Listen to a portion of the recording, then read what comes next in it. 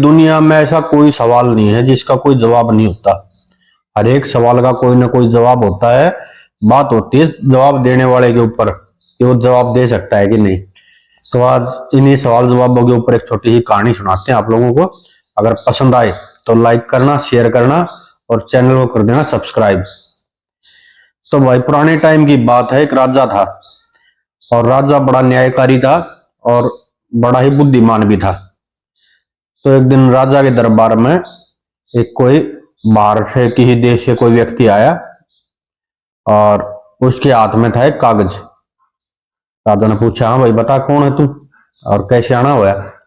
बोला, महाराज मेरे 3 सवाल हैं और मैं 3 सवाल लेके आया हूं। मैंने सुना है कि आप बहुत बुद्धिमान हैं और आज तक तो मेरे सवालों का किसी ने जवाब दिया नहीं। क्या पता आप मेरे सवालों का जवाब दे दो। अगर आप मेरे सवालों का जवाब दे दोगे तो मैं मान लूंगा कि भाई दुनिया में सबसे बुद्धिमान जो है लोग आपके राज्य में ही रहते हैं। राजा बोला भी ठीक है, सवाल क्या है तेरे? अब उसने अपना कागज जो राजा को पकड़ा है। राजा के भी समझ में नहीं आया। राजा ने बुलाया अपने मंत्री को और राजा का जो मंत्री था वो बड़ा ही बुद्धिमान था, बीरबल की तरह। और बीरबल को मतलब मंत्री जो था उसको वो कागज पकड़ाते हुए राजा ने कहा, भी इसके 3 सवाल हैं और इन 3 सवालों का क्या तू जवाब दे सकता है? मंत्री ने सवाल पढ़े और कहा, हाँ महाराज मैं दे सकता हूं। तो पहला सवाल था उसका कि वो क्या है जो हर जगह है? ठीक है। और दूसरा सवाल था कि ऐसी कौन सी चीज है जिसका सबको पता है गलत है फिर भी सब करते हैं?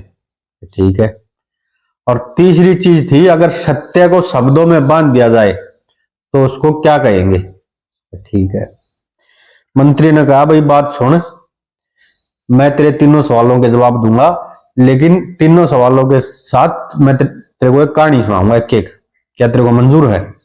वो बोला, भाई हाँ ठीक है सुना तू। तो मंत्री ने पहली कहानी सुनाई कि एक कोई लड़का था छोटा सा और वो अनाथ था, कोई उसके माँ बाप कुछ नहीं था उसके आगे पीछे, और वो बेचारा भूखा प्यासा ऐसे ही घूम रहा है। एक दिन एक मंदिर के सामने वो बेहोश होकर गिर गया और इतनी देर मंदिर के पुजारी ने उसको देखा और उसको उठा लिया और पानी वानी डाला, उसमें आया लड़का।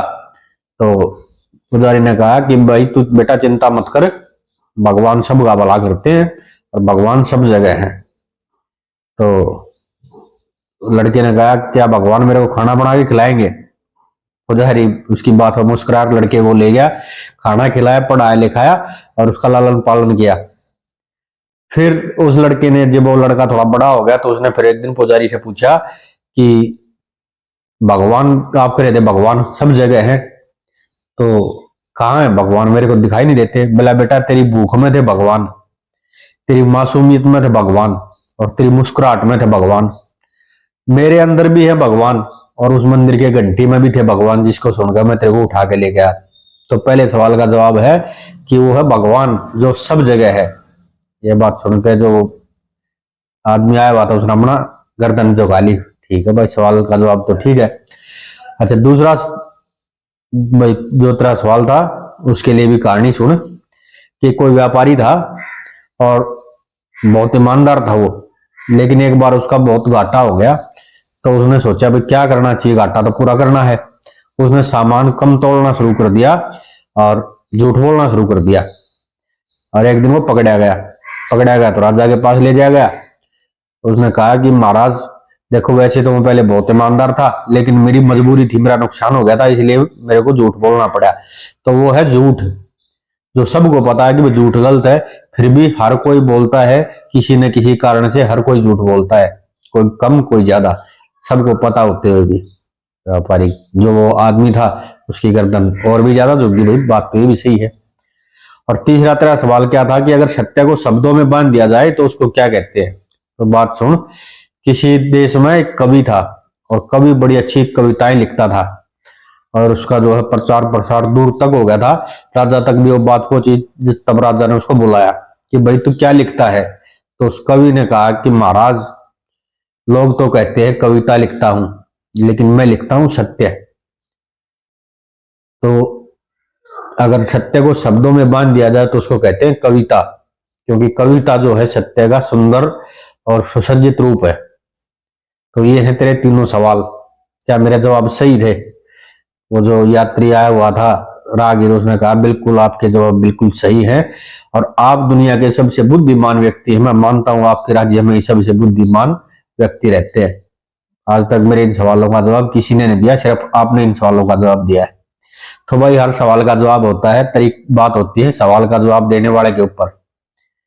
वो एक बार एक रांडा आदमी और एक आंख तक खाना, ये बरांडे मानस की डांगरा दौरे ड्यूटी लागे, यो कहने की भाई डांगरा दौरे ड्यूटी लागे और साध ने खाना मार लिया अपना बढ़िया घूट और सारी रात गाने गाओ, ना पढ़ ना पड़ोसिया ना पढ़न दे और को बोलो तो गाली बक्का। पड़ोसी भी तो की भाई अच्छे राशि हो भाई दौरा गए कहने के दौरा बोला भाई उन्हें समझा ना तो आप पढ़ता सारी रात ना अपना पढ़न देता सारी रात गाने गाओ, हर क्या बोला ना गाली बक्का है। वो भाई गया एक दिन, भैंस भी बेहतर थी, वो भाई चिर कित की भैंस मारा हुआ मैं दारू पी के पड़ रहा है, चलना पड़ेगा तुम नहीं। भाई ने जाके देखा और कहना था भाई सच्चे गाने गाने लग रहा, आज मेरे यार की शादी, आज मेरे यार की शादी है। वह भाई बोले ना तू पढ़ क्यों ना जाता कहने है, बोला भाई के करूंगा अख ना लागती। वो भाई सोची रांडा आदमी से दारू पी रहा सो जाएगा थोड़ी देर में, भीतर ने भाई ने खाट गाल ली और काना तो फिर भी गाने गाने ला रहा, मुझे नींद ना आए मुझे चैन ना आए। भाई ने फिर मारो का बोला पढ़ क्यों ना जाता तू, बोला भाई के करूंगा अख ना लागती। भाई ने औखा भर लिया, भैंस की रोकाड़ी तो करनी थी पर काना तो भाई 11-12 बज गए फिर भी लग रहा गाने गाने। आज मेरे यार की शादी है, आज मेरे यार की शादी है, कोई बात ना भाई फिर मारे बोला पड़ जा तू, बोला भाई आंख ना लागती, तड़कते 2-2:30 बज लिए और काना तो फिर भी लग रहा मुझे नींद ना आए मुझे चैन ना आए, कोई जाए जरा ढूंढ के ले आए।